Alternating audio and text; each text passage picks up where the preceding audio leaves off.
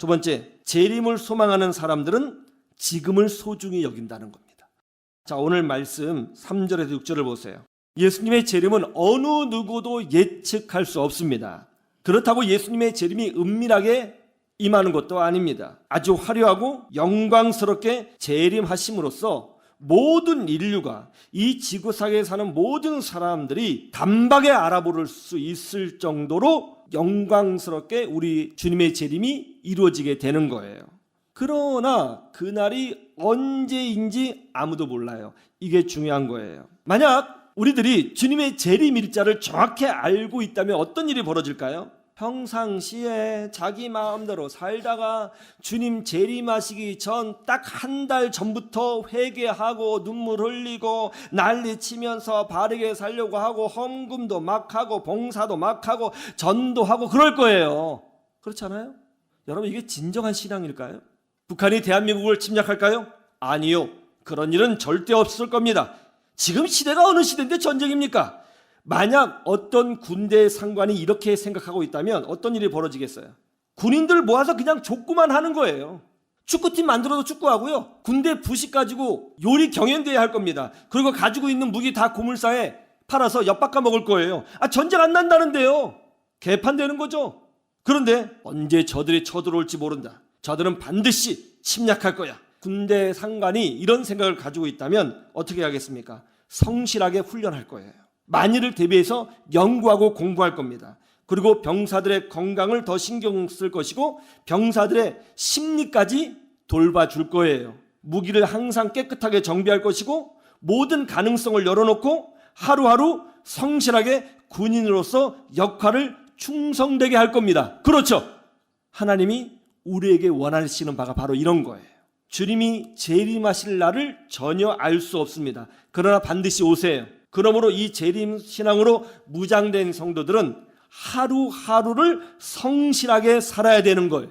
그리고 오늘 내가 사는 이 일상 자체가 매우 소중하다는 것을 깨닫고 믿음으로 살고 긍정적으로 살고 직장에서 열심히 일하고 가정을 잘 돌보고 교회에서나 어디에서나 하나님의 자녀로 사는 기쁨을 누리며 사는 것입니다. 이게 하나님의 뜻이에요. 그래서 11절 말씀에 이렇게 말씀하고 있는 거예요. 11절. 그러므로 피차 권면하고 서로 덕을 세우기를 너희가 하는 것 같이 하라. 아멘.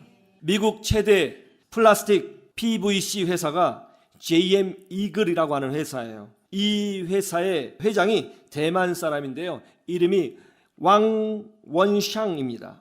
JM 이글 회사의 매출액이 2조 6천억 원 정도 됩니다. 2조 6천억 원. 직원이 약 3천 명인데 평균 연봉이 8억이에요. 미국 최대 그리고 최고의 플라스틱 PVC 회사예요. 이 회사가 엄청나게 성장을 했는데요. 이 회사가 성장하고 있을 때 왕원샹 회장이 쓰러졌습니다. 그의 나이 40대 중반이었어요. 병원에 가서 검사를 했더니 비인두암이라는 진단을 받았습니다. 코에서 뇌까지 암이 퍼진 거예요. 몇 개월 살지 못한다는 진단을 받았습니다. 모든 것이 무너져 내리는 듯한 절망을 경험했어요. 그때 어린 시절 본인이 주일학교를 다녔었는데 그때 생각이 떠올랐어요. 그리고 그때부터 기도라는 것을 하기 시작했어요. 그런데 사실 기도라기보다는 대부분 하나님을 향한 원망이었어요. 하나님, 제가 비록 어릴 때 교회 다니고 지금까지 교회는 다니지 않았지만 나쁜 짓 한 적이 없어요. 저 착하게 살려고 노력했습니다. 그런데 왜 이런 일이 나한테 임한 거죠? 다행히도 왕 회장님의 그 부인은 아주 신실한 크리스찬이었어요. 그의 부인은 이렇게 원망만 하는 남편을 보면서 옆에서 이렇게 권면했습니다. 여보, 원망한다고 모든 문제가 해결되지 않아요. 정말 하나님의 은혜가 필요해요. 우리 같이 기도합시다. 같이 기도합시다. 그래서 병실에서 두 분이 손잡고 날마다 하나님의 은혜를 위해 구하며 기도했어요. 근데 어느 날 간절히 기도하는데 몸이 불덩이처럼 뜨거워지더니 이상한 말로 기도하기 시작하는 거예요. 방언의 은사를 받았어요. 나를 위해서 십자가를 지신 예수님을 인격적으로 경험하게 되었습니다. 참된 믿음이 생겼어요. 그러던 중에 비인두암을 치료하는 최고의 병원이 홍콩 퀸 메리 병원이라는 사실을 알게 되었습니다. 그래서 그쪽 병원으로 옮기게 되었어요. 거기서 이제 치료를 하게 되었는데 그때 리처드라고 하는 친구가 이제 병문안을 와주었습니다. 리처드는 말레이시아 사람이었습니다. 그리고 기도하는 크리스천이었어요. 이분이 이제 병문안하고 집으로 돌아가려고 하는데 갑자기 마음속에서 성령의 음성이 들렸어요. 병원을 떠나지 말고 왕 원샹 옆에서 끝까지 기도해 주라. 그래서 병원 옆에 있는 호텔에 방을 얻어놓고 날마다 병실에 찾아와 기도를 해주기 시작했습니다. 그렇게 5개월이 흘렀을까요? 그때 리처드라는 친구가 왕 원샹 회장에게 이런 말을 해줬습니다. 내가 자네를 위해서 기도하는데 말이야, 하나님이 이런 말씀을 주셨어. 잘 들어. 뭔데? 마음속에서 미워하는 사람들을 먼저 용서하라. 너를 공격하고 힘들게 한 사람들을 용서하라. 마음의 미움과 원한은 네가 어디로 가든지 너와 항상 함께하면서 너를 병들게 할 것이다. 그러므로 용서하라. 이 말을 들은 왕 원샹 회장이 자신에게 상처를 준 사람들의 이름을 적어놓고 날마다 기도하며 용서하기 시작했습니다. 한 명 한 명 용서할 때마다 눈물이 터져 나왔습니다. 그러면서 참 신기하죠? 동시에 마음에 평안함이 느껴지는 거예요. 그때부터 기적이 일어나기 시작했습니다. 항암 치료를 받고 방사선 치료를 받는데요, 치료 효과가 놀라울 정도로 급속하게 일어나기 시작하는 거예요.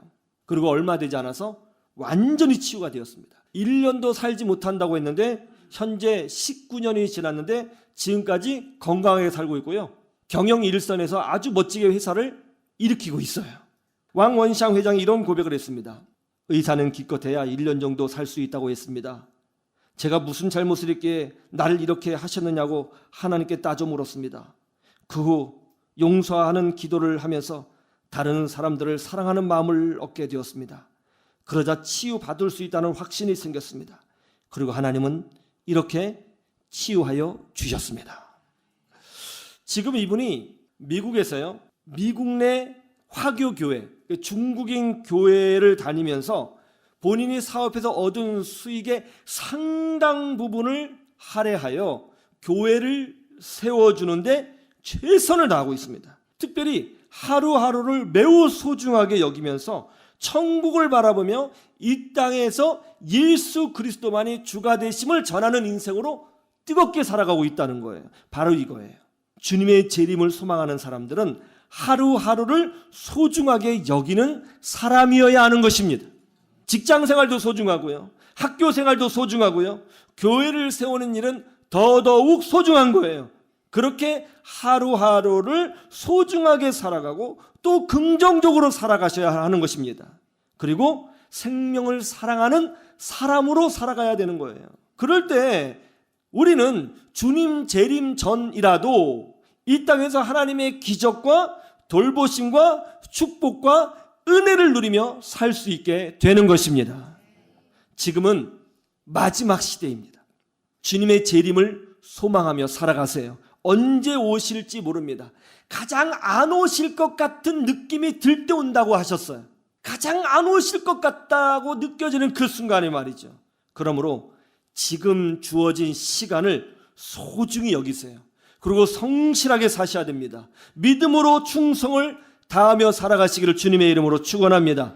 이 마지막 때요, 이것만 잘해도 성공적인 인생을 사시는 거예요. 그러면 천국에서 잘했다, 착하고 충성된 종아 라는 칭찬과 상급을 반드시 받게 될 것입니다. 이 재림신앙 정말 중요합니다. 이 마지막 때에 이 믿음으로 세상을 이기시고 천국을 바라보시며 하나님의 은혜와 기적을 누리시는 주의 백성들이 되시기를 주님의 이름으로 축원합니다. 축원합니다. 축원합니다.